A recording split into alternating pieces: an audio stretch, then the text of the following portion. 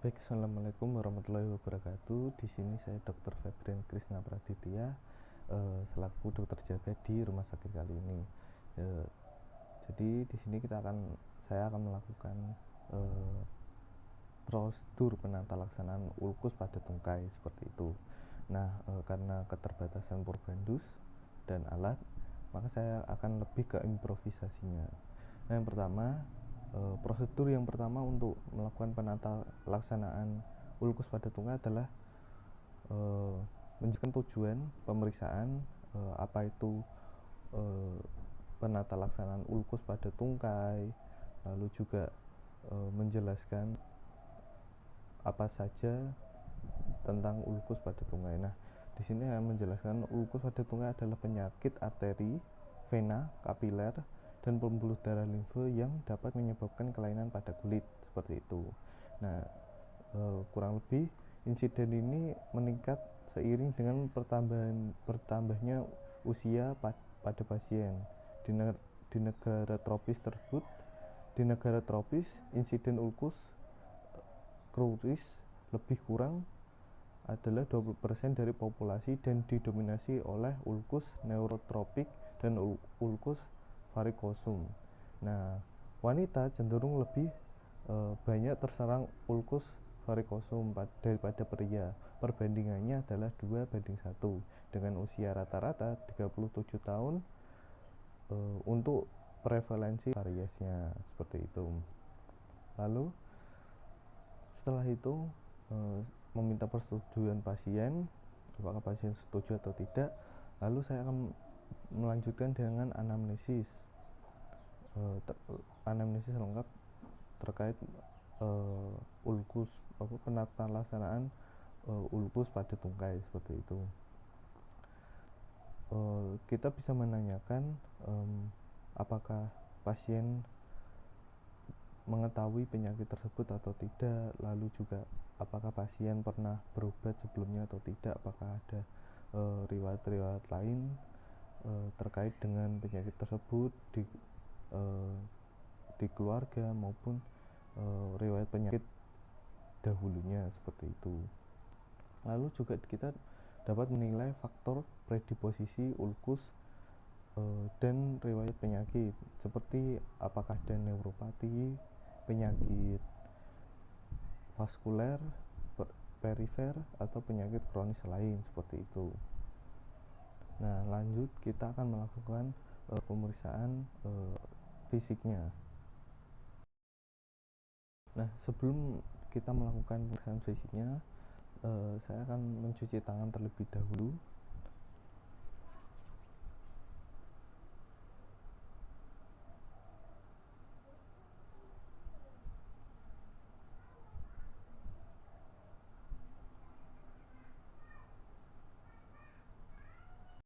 Selanjutnya saya akan melakukan yang namanya deteksi vaskularisasi dengan cara menekan menggunakan telunjuk di daerah yang dicurigai selama kurang lebih 10 detik.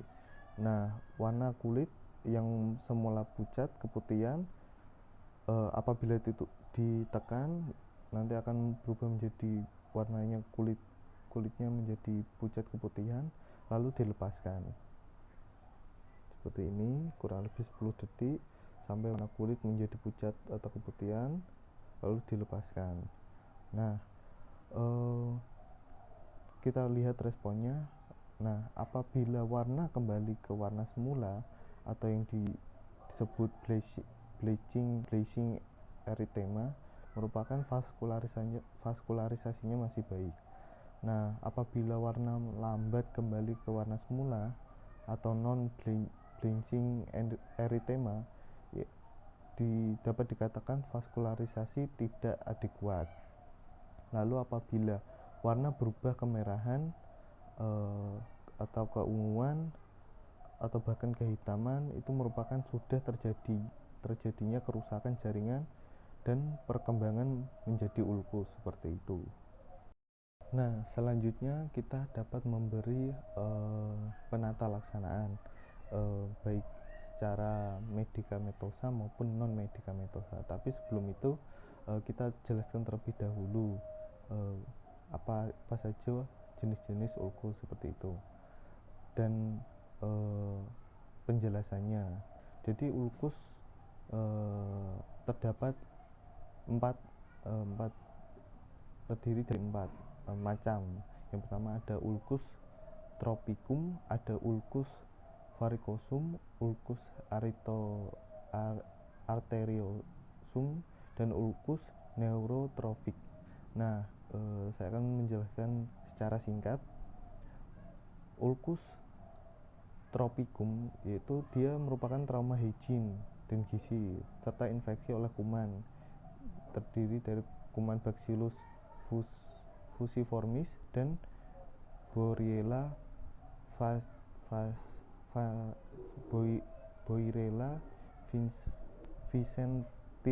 vicenti. Lalu ada ulkus varicosum. Nah, ulkus varicosum itu merupakan kelainan pembuluh darah seperti trombosis atau kelainan katavena yang berasal dari luar permukaan darah seperti bendungan daerah proksimal karena tumor di abdomen atau kehamilan atau pekerjaan yang dilakukan berdiri secara terus-menerus. Lalu ada ulkus aritosum. Ulkus aritosum merupakan kelainan yang disebabkan arteroma dibagi menjadi ada ekstramural, mural, dan intramural. Lalu ada ulkus neurotrofik terjadi karena tekanan atau trauma pada kulit yang anestetik seperti itu. Nah, selanjutnya saya memberikan pengobatan medikamentosa sesuai dengan etiologi ulkus tersebut. Nah, apabila pasien mengalami ulkus tropicum, maka saya akan memberikan tetracycline 3 kali 500 mg atau salep salisil 2%, lalu dan kompres KMNO4. Lalu apabila pasien mengalami ulkus varicosum, saya akan memberikan zinc sulfat 2 kali 200 mg kompres, lalu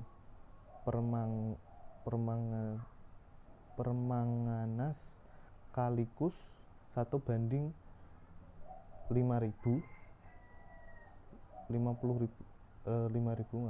atau larutan perak nitrat 0,5%. Lalu apabila pasien mengalami ulkus arteriosum, saya akan memberikan metronidazole 3 kali 500 mg, lalu juga permanganan kalikus 1:50.000,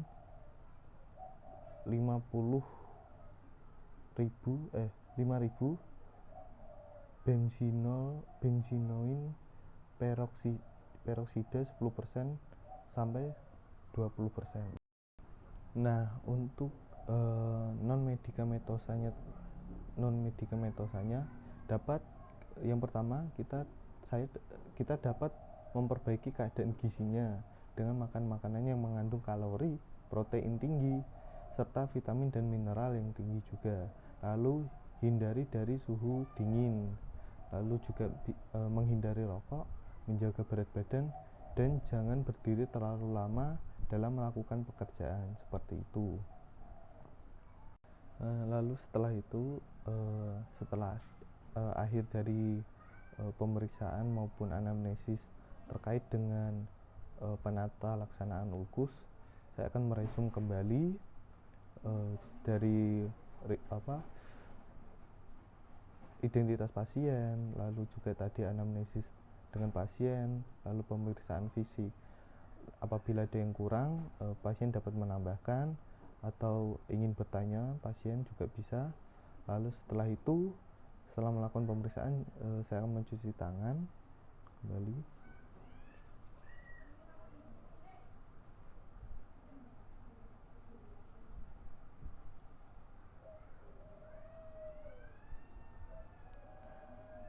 Baik, terima kasih atas perhatiannya. Apabila ada salah, mohon maaf. Akhir kata, wassalamualaikum warahmatullahi wabarakatuh.